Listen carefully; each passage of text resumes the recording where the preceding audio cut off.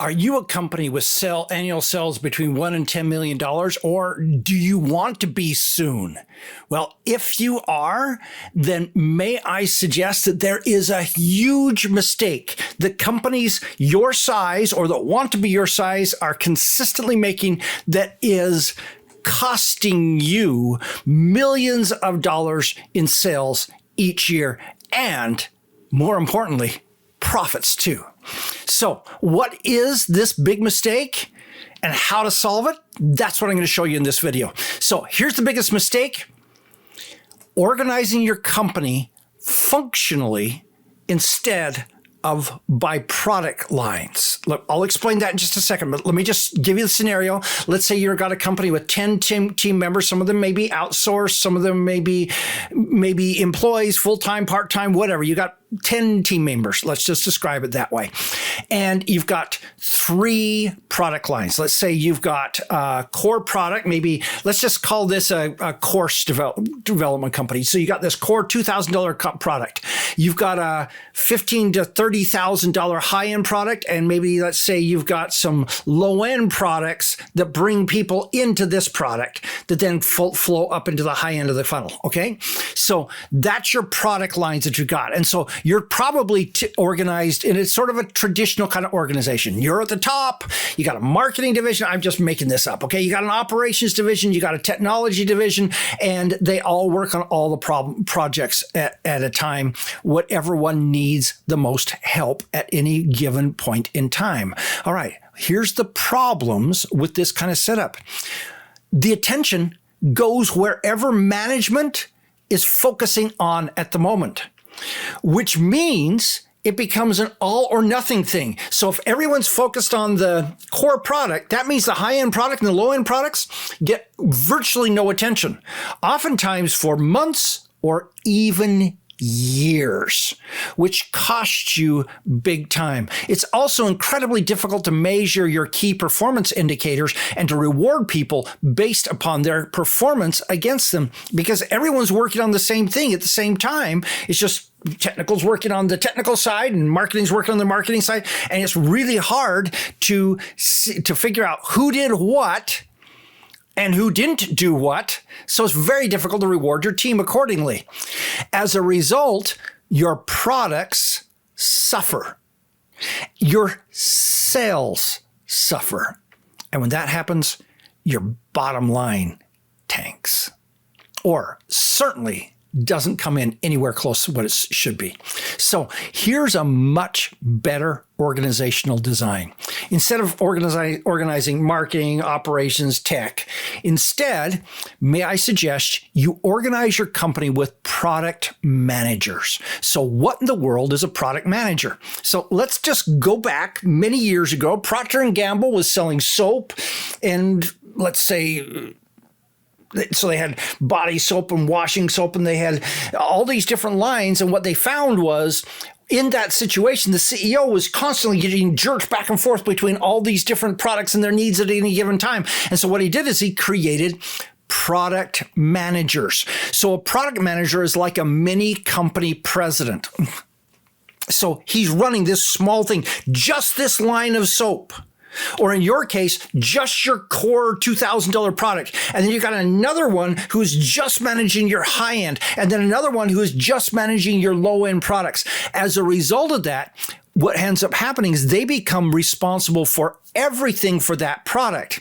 So they're responsible for the sales, for the operations, for the profits of that particular mini company. This way you can reward them. You can incentivize them. You can instantly be able to measure, hey, how did your P&L do this month, this year, whatever it is? Then below them, you also have support teams. So the support teams are operations.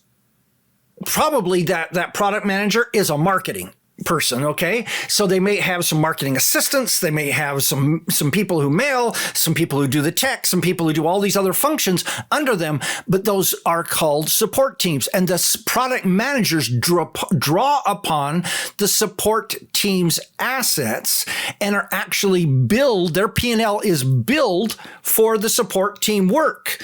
that is done. So that way it's not just, hey, there's this support team focusing over here. Let's just go use them. What ends up happening is the hours that are spent by that group come onto the P&L of the product manager that used them at any given time.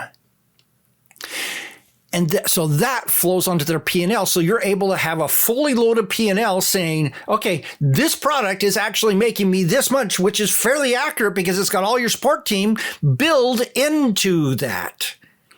And what will quickly end up happening is you'll start seeing, hey, this product line is not profitable.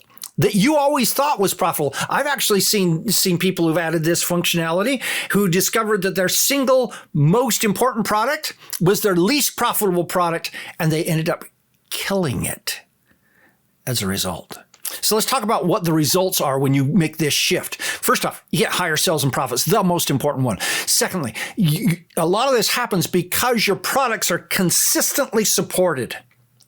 What ends up happening is, in most companies, products die by neglect. Oh, we're all focusing on this thing, so this other product's over here, and hey, maybe we stop posting content to that membership program. Maybe we stop marketing that membership program. Maybe we stop doing everything, and pretty soon the members of that membership program say, there's nothing here, and I'm leaving. And you can't blame them. This is dying by neglect. When you have a product manager, that will never happen because that product manager is focused on keeping those customers, on getting more customers, on growing that particular brand. And then what ends up happening is the resources of these support teams needing extra money for advertising, they tend to end up going to the brands and the opportunities that show the highest potential return. And so you as a company are investing your resources more wisely on the thing that have the highest probability of making you more. So you as a CEO, your life is easier and you spending the resources of yourself and the company better. So another set of results, you get increased expertise on the avatar and the needs of that low-end membership program, of that high-end program, of that middle. So whatever it is, that product manager, his job or her job is to get to know the avatar and what their needs are and better speak to them, as opposed to, hey, we got this company, we got this list, and we're trying to sell everything. And pretty soon everything becomes mush. And this system requires way less involvement of the CEO in every single little detail. Why? Because you got product managers. That's their job. And you're just looking at their work and saying, good job. Or have you thought of this? And it totally shifts the role of the CEO. This is what enables you to go skiing every Friday. This is what enables you to be able to go on a vacation for 45 days. This is what enables you to actually have a life. Ideal. Now, I know some of you are saying, but Don, wait just a minute. Won't this cause contention within the organization? Well, here's the ideal thing.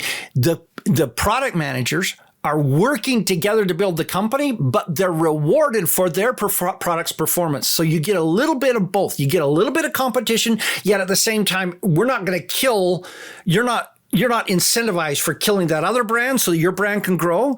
The whole company has to grow. So maybe 25% of their bonus is based upon performance of the entire company, and 75% is based upon their own brand. That way they don't go out and snipe and try to destroy the other brands in the company. They're focused on their own and the other ones too.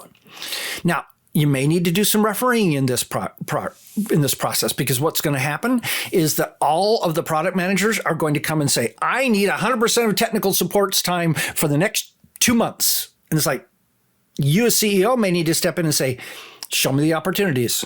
This one's better than that one. This is the one that's going to get 75%. This one's going to get 20%, and that one's going to get 5%. And you may need to do some of that refereeing. But in the end, what ends up happening is the companies get bigger and better faster. By the way, you don't need a 10-person company to do this. You can start right now with you and your 2 virtual assistants, or you and nobody. Okay. So for example, let's say you've got you and two virtual assistants. Maybe what you do is each one of you takes one of those three brands and is in charge of the functionality and the sales and everything of that brand. Yes, you're all working and you're probably all going to have to work on everything, but one of you is in charge of each one. So that way, when you have a meeting and something gets proposed, somebody will say, but wait a minute, here's how this might affect my brand. Or here's another idea. Let's do this and then it'll sell more of both of these brands.